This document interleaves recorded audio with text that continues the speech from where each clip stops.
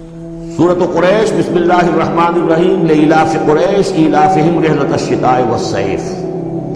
فلیعبدوا رب ھذا البیت الذی اطعمہم من جوع وآمنہم من خوف۔ قریش کو مانوس رکھنے کے لیے اللہ نے ان کے دلوں میں محبت ڈال دی، رحلۃ الشتاء والصیف، سفر کی سردیوں میں بھی اور گرمی میں بھی۔ اس میں اشارہ ہو رہا ہے کہ جو ایسٹ ویسٹ ٹریڈ میں قریش کو مونوپولی حاصل ہو گئی تھی۔ پہلے یہ ٹریڈ تھی ملکہ جو قوم سبا کے ہاتھ میں تھی، جبکہ عروج کا دور تھا یمن کا۔ تو ہوتا یہ تھا کہ ہندوستان سے اور جاوا اور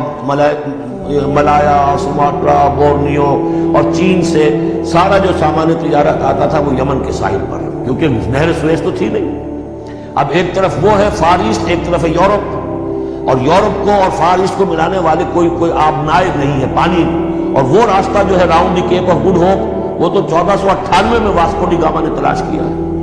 گویا کہ حضور کی بعثت کے بعد 800 برس بعد۔ اس وقت کیا شکل تھی کہ سارا یورپ کا سامان تجارت آیا تھا فلسطین کے ساحل پر، شام کے ساحل پر، اور یہاں سے سارا مال آ کر اترتا تھا یہ یمن کے ساحل پر۔ تو کچھ عرصے پہلے تک، تو کوئی 150-200 برس پہلے تک حضور سے یہ ساری تجارت یمنیوں کے ہاتھ میں تھی۔ یمنی قافلے لے کر چلتے تھے، یہاں سے اس مال کو لے گئے وہ وہاں تک، شام تک، پھر وہاں سے مال لے آئے، اور یہ ایک طرح سے گویا کہ ایسٹ اینڈ ویسٹ جو ٹریڈ تھی اس میں انہیں کی پوزیشن حاصل تھی۔ پھر جب سیل العرم آیا ہے، ان پر سیلاب آیا ہے، وہ تباہ و برباد ہو گئے، تو پھر یہی ایسٹ ویسٹ ٹریڈ جو ہے یہ قریش کے ہاتھ میں آ گئی، اور ان کو خاص طور پر پروٹیکشن یہ حاصل تھی کہ چونکہ یہ خانہ کعبہ کے متولی تھے اور وہاں تمام قبیلوں کے بت رکھے ہوئے تھے، گویا کہ سب کے خدا ہاسٹیج تھے ان کے پاس، لہذا ان کے قافلے پر کوئی حملہ نہیں کر سکتا تھا، کسی اور کا قافلہ بچ کے جا نہیں سکتا۔ اس قافلے کو لوٹتے تھے بدو،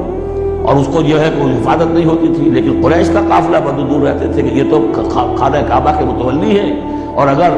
ہم نے ان کا قافلہ لوٹا یہ ہمارا بت اٹھا کے پھینک دیں گے باہر وہ خانہ کعبہ سے۔ اس لیے انہیں اس خانہ کعبہ کی وجہ سے وہ پوزیشن حاصل ہوئی کہ انہیں تونگری اور دولت مندی حاصل ہو گئی، اور پھر یہ ایسا کرتے تھے سردیوں کے زمانے میں یہ اپنا چکر لگاتے تھے یمن کا، اور گرمیوں کے زمانے میں جاتے تھے شام کی طرف، فلسطین کی طرف، کیونکہ وہ گرم علاقہ ہے تو وہ سردیوں میں، اور یہ چونکہ جو زیادہ ٹھنڈا علاقہ تھا وہ گرمیوں میں۔ لإلاف قریش، اس واسطے کے مانوس رکھا قریش کو، إیلافہم رحلۃ الشتاء والصیف، ان کے دلوں میں وہ ایلاف سے مراد کیا ہے کہ سفر جو ہے ان کا جاڑے کا اور گرمی کا، اس سے ان کو گویا کہ مانوس کر دیا۔ فَلْيَعْبُدُوا رَبَّ هَذَا الْبَيْتِ، بس انہیں بندگی کرنی چاہیے، پرستش کرنی چاہیے اس گھر کے مالک کی، اس گھر کے رب کی۔ انہوں نے یہاں لا کے 360 بت رکھ دیے ہیں،